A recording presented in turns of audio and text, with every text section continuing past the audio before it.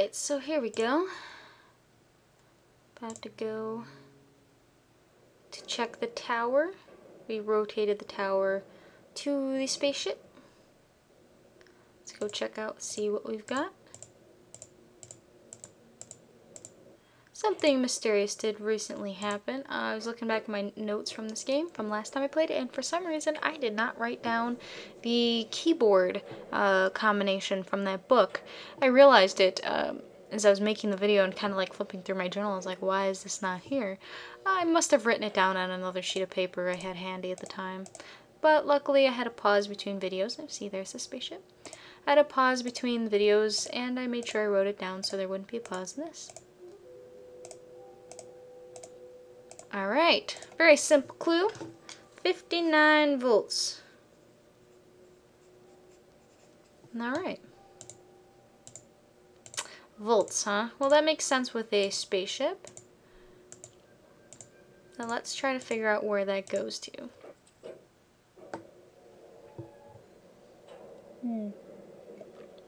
Take a sip with the downtime. We haven't seen this elevator animation at all. That is one of the downsides of doing these clues one at a time.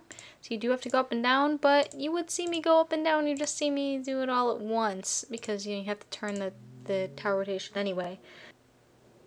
Alright, so open that all up. Off we go to figure things out. Now, the nice thing is we have a little bit of process of elimination. Where have we not been in this island? Well, we've used the conservatory, and certainly volts would have nothing to do with anything there. So we can sort of rule that out unless there's a secret spot. We've explored the ship, we've explored the cogs, so let's not go any of those places. Of course, the library is kind of the hub. We could walk over to the spaceship, since we know it has something to do with that, but here we just have a door we can't open. That's not at all useful. But if you look at the spaceship, you can see there's wires going from the spaceship. Well, we did see a thing for volts, and so it would make sense that maybe we have to do something having to do with like powering the spaceship to get the door open. So let's kind of follow these wires back. I don't know how far back they go here. Let's turn around. Oh, there's a wire, and well, we haven't used this yet. If you remember right, this did power something.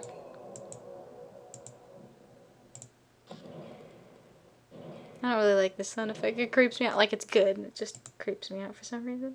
A lot of the Myst sound effects do. Well, this makes a lot of sense. Power to spaceship. Well, that's where we want to go. And then we've got a bunch of switches. So, to the right is power to spaceship, to the left is just the power in general. Let's see.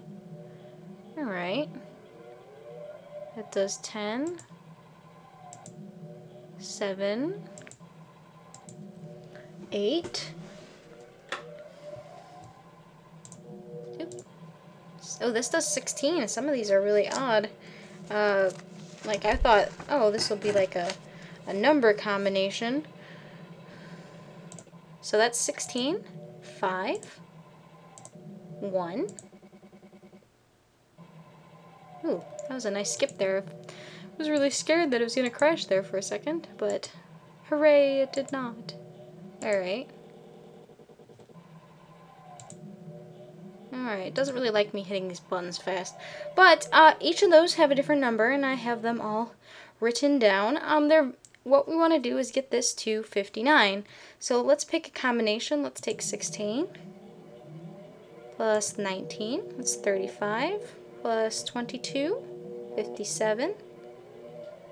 And, wait, did we want to get this to 57 or 59? I know I wrote you down. 59, yeah, so we'll add another 2. That should be where we want to go. Now, one thing you guys should know is if you get it over 59, the power to spaceship will go back to 0, which is not what you want. And there's nothing you can do in here that'll fix it. I will show you what to do if that happens to you.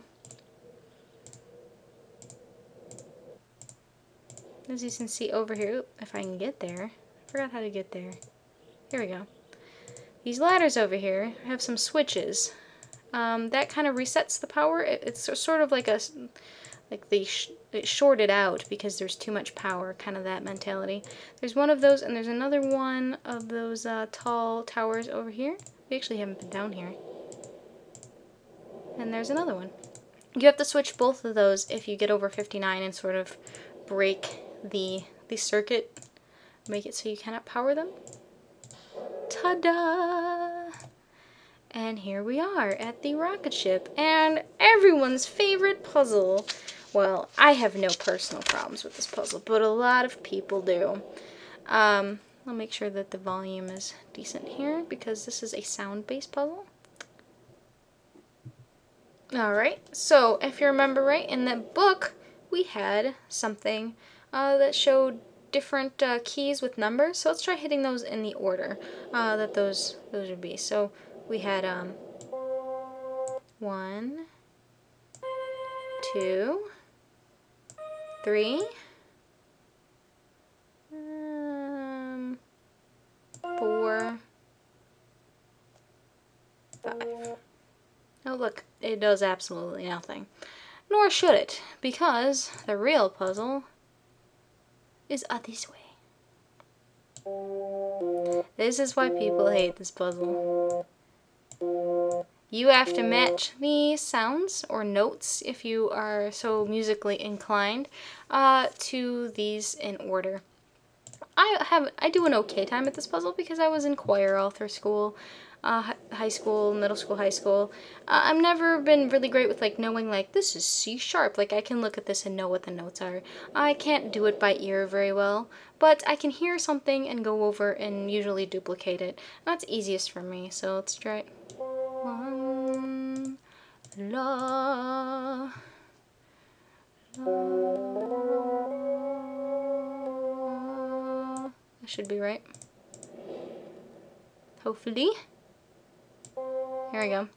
The nice thing is, the next one I believe is an octave above that. Yeah. So that should be pretty easy.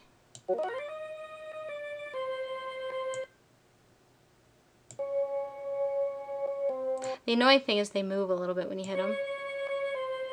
And that's one of the worst things. Like, you can't lock in. I really wish you could do that.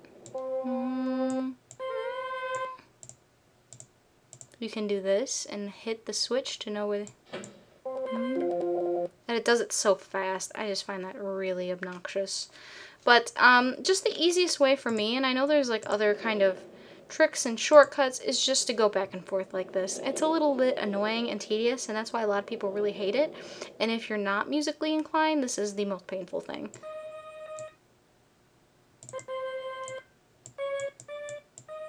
So actually, and these goes up by half steps too, so another thing you can do, it's like this is the second one. The other one should be 1, 2, 3, 3 steps up from that one. And actually, I think in a lot of ways that's easier. Oop. Ah.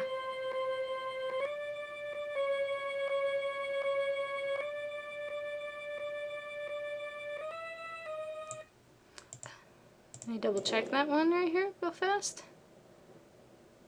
Nah. Should be close. Yeah, that sounds about right. And then 4 is a tough one because it's really like it's somewhere in between. The nice thing is you can kind of see where these are at. So you know 4 is going to be somewhere around here, and 5 is going to be lower than 1 because of where they are notes wise. So it's going to be something like that, but those aren't exact. So let's listen to 4. 4 is an F.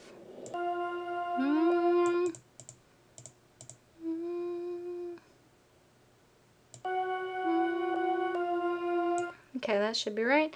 And then 5 here is a sharp.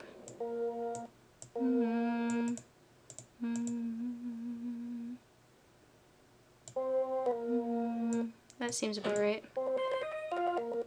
Ta-da! Wow, I got it for, like, usually there's like one that's slightly off. I was pretty tedious with it to make sure. This is another really cool idea for like the book animation. The fact that it's, that it's you can click on the book that way.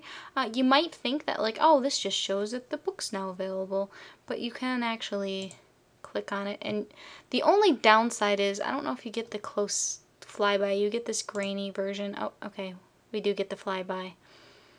Pretty. One thing I did not know until recently about this, since this is the Masterpiece Edition, is this the amount of bit in the color was increased for the Masterpiece Edition. The only bad things about this flyby is you do get the static, which I don't like so much, but they're still pretty. So the color, I looked at some comparisons to the Masterpiece Edition and the original 8-bit. It's not that different. The biggest difference is it has a grainier look, I think. But they did a pretty good job originally working with the technological limitations they had. Other than that, this game is almost identical. Alright, so it looks like we're in the same place, but we're not, because you can't do anything, which I think is kind of odd, that you just, like, you can't even play the keyboard. Ugh. Oh. Oh. We're locked out! No, I was just kidding, I didn't want to. And it's not like you could leave anyway. You don't want to be trapped in there, that would be even worse. You don't want that. Now, if I'm remembering right, this is called the Selenitic Age. I don't remember if it specifically said it in the journal. All the other journals, there was pretty obvious, like, this is what this age is called.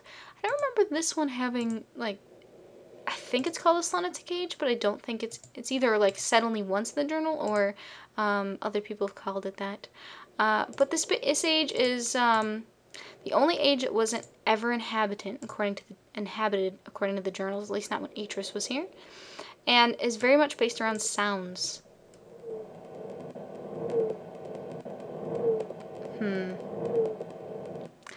If you couldn't hear that, that's all wind sounds. That's not background sounds. All of these make wind sounds, and if you move them,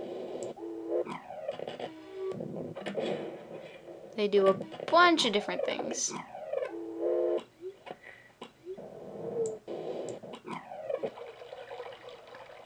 Alright, so, we don't know what to do with those yet.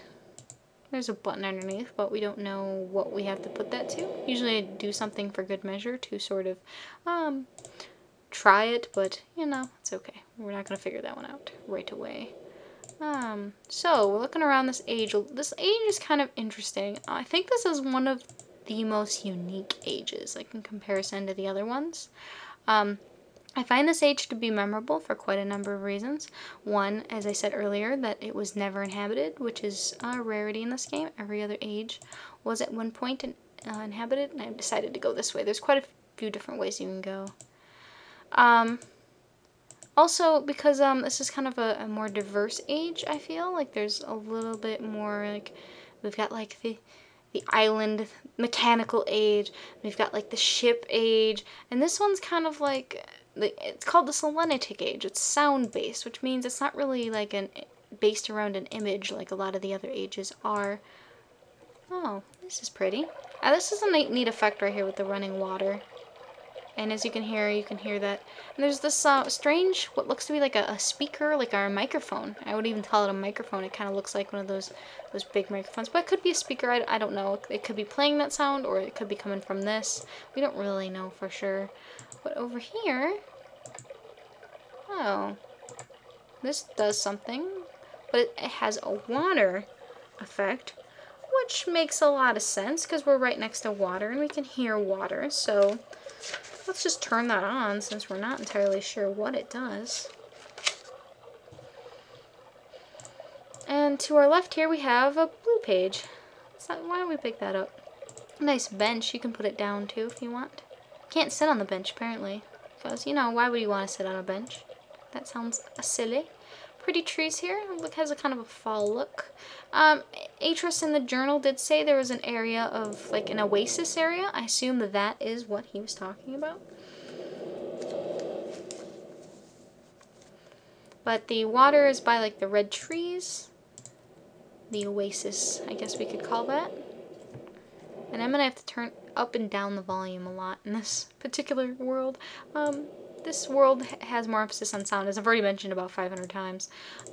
So I'm going to have to make sure that you guys can hear the sound effects that I can without it being too much. Oh, okay. If you can hear that. This symbol is a little more cryptic. It looks like air rising, like wind kind of, but it's coming up. I believe the term is convection, if I'm remembering like 5th grade properly, where the heat rises. But it's coming out of something like a crack in the earth. It kind of looks like, woo. Oh, that's pretty cool. I forgot about this. That's what that looks like in the picture, like the lava is down there and air's coming up. And that's probably the sound effect. So, and I think there was a speaker, one of those speakers or whatever it was up here. And this looks like kind of like the satellite we saw a drawing in the book that we were reading about this. I like that. So, alright, so I think we covered most of the areas that way. Let's head. There's something we can't get to over there in the lake. Wow, there's a lot of clocks. First we have the clock on Myst, and then we have the little clock on the Mechanical Age, and now we have this kind of broken one for some reason.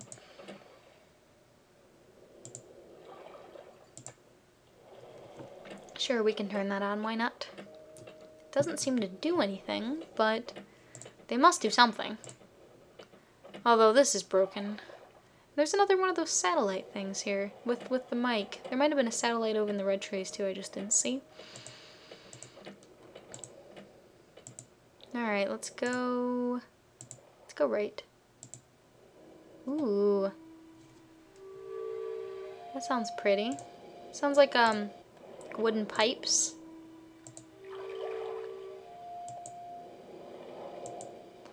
This is crystal running out of water or rising. Oh, there's the red page there too, but let's not take it since I've got the blue page already. Look at this. We've got these crystals rising over the water. Now, why they make this sound effect? Unless this is broadcasting the sound effect. I assume this is only picking up and perhaps amplifying the sound effect, but I have to wonder why these crystals would make that kind of sound. I'm not entirely sure. Of course, this is a game, but logically, I mean, it seems maybe wind or maybe water's going through them in a certain way, making that sound. I would think that it would be air-based, if I had to guess, but it certainly sounds like an instrument to me. And then, but yeah, one thing to note is I do feel like this world is a little bit one of the more confusing ones to navigate. I find myself confused of which direction I've gone quite a lot because I think certain parts kind of look the same. Let's go this way. Oh, this is interesting. Oh, okay. That looks like wind to me. Like the blowy wind coming out of a tunnel, like this thing. And of course we have a speaker there. So we've run across, I think, 5 sound effects. What do we run across? We've run across water, heat, like heat sound coming up.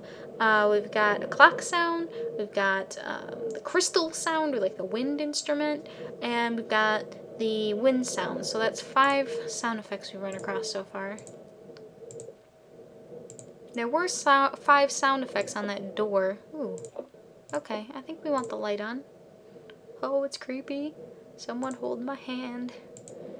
But there's no one here. Alright.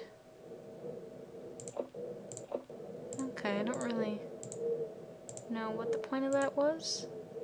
I don't even know where I am. Oh. Oh, I see where we are. We're at that island that we couldn't get to before. See, we're surrounded by this lake.